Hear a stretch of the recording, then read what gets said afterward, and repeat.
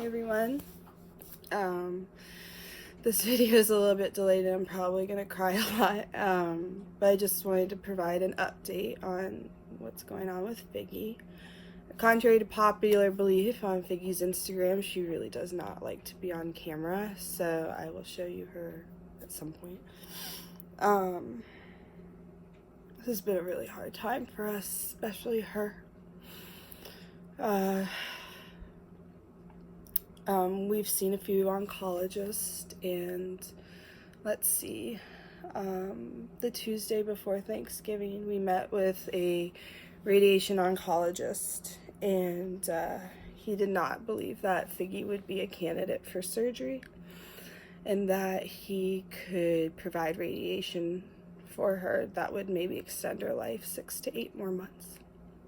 So that was really hard. That was getting that news. I drove straight to Virginia afterwards with her, and yeah, we got to spend Thanksgiving with my family in Virginia though, and that was awesome because Figgy loves running around out there with my mom's dogs, and she just has, a great time down there. But then the Monday after Thanksgiving, I think it was Monday after Thanksgiving, we had a consultation with a surgeon, a surgical oncologist, who gave us news that I didn't expect. He said that, we need to do a CT scan and further lab work, but I think that we can remove the tumor from her tongue. I'm not sure if I even explained that. Figgy has a tumor under her tongue. It makes it really hard for her to eat, and she's salivating everywhere, which is why I have blankets everywhere. Apologies, my apartment's a mess right now because I can't keep up with anything with this going on. But anyways, he said that, if it hadn't metastasized, this could actually be a cure for her to do surgery, but we need to do further testing. So I just couldn't believe it. That was the best news I could have heard. So after her appointment, we left her there, and she underwent anesthesia to do a CT and further lab work. And unfortunately, one of her lymph nodes came back abnormal, as well as her lung. So more testing had to be done. We had a follow-up appointment that Wednesday, so this is last Wednesday now, with a medical specialist at the same practice. This is Cornell Veterinary Specialist in Stamford, Connecticut, and I cannot recommend them enough. Their bedside care, their attention to detail, the amount of information they provided to us has just been phenomenal. Dr. Geddes, Dr. Foreman, this whole team is... I cannot recommend them enough. If you ever have a dog that is undergoing something as horrible as this, or you have an emergency, they have a whole emergency department, you got to take your dog here. Sorry for sniffling and all this stuff. Met with that specialist on Wednesday and learned that it had spread to her lymph nodes, so now we're not looking at a cure anymore. But in her lungs, she has pulmonary embolisms, which are very rare for dogs. And what's even more interesting is that they're calcified. So that means that they've been there for a while. And we believe that this is attributed to the heartworm she had when the agency I got her from rescued her and did the amputation for her leg. She was hit by a truck. And when you give heartworm medicine to a dog, it kills the heartworms. They don't leave the body. They often go straight to the lung and die there, I guess. And I guess in her blood vessels, they, form something around it, and it calcified as a blood clot.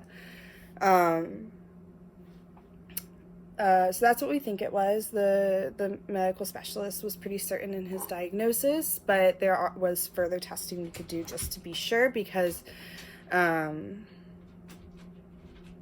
want to make sure there's not an underlying heart condition. If there's an underlying heart condition, her going under anesthesia for a long period of time could kill her. And we wanted to make sure that, like, that wouldn't happen. So even though I feel very confident in Dr. Foreman's diagnosis, to give, there's no price on a peace of mind, I decided to go through with that additional testing that day, just to be sure. There's no other heart issue that could arise and complicate this even further.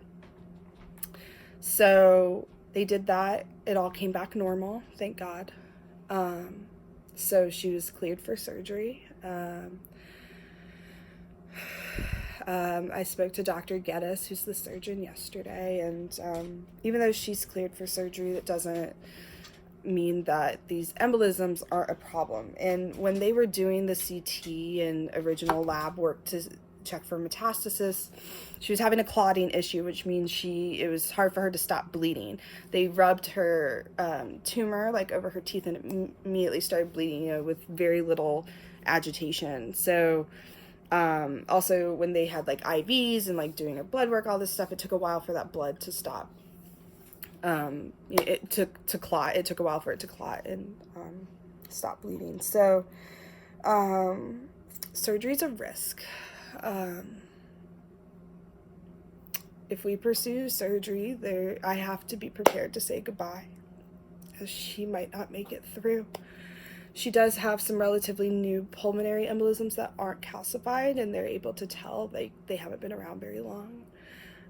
Dr. Geddes, the surgeon, Dr. Foreman, the medical specialist, the cardiologist, the critical care team, and the anesthesiologist all met on Thursday to discuss this case. So I just appreciate how thorough they're being.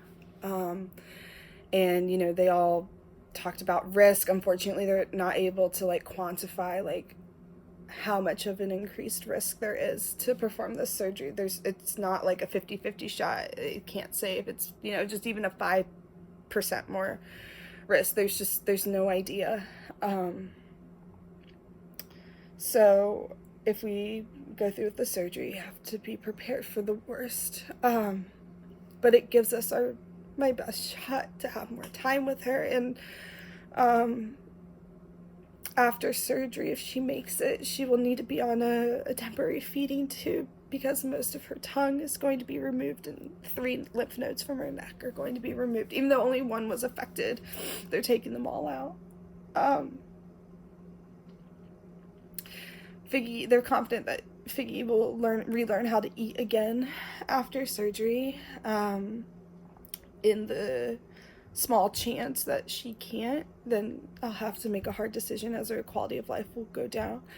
I will say, obviously her quality of life moving forward is not the same as it was prior, but removing the tongue and the lymph nodes, as long as she can eat, doesn't further lessen her quality of life. My number one priority here is to make sure she lives a happy, healthy as can be life, and secondary is to get more time with her. So I feel good knowing that surgery doesn't diminish it.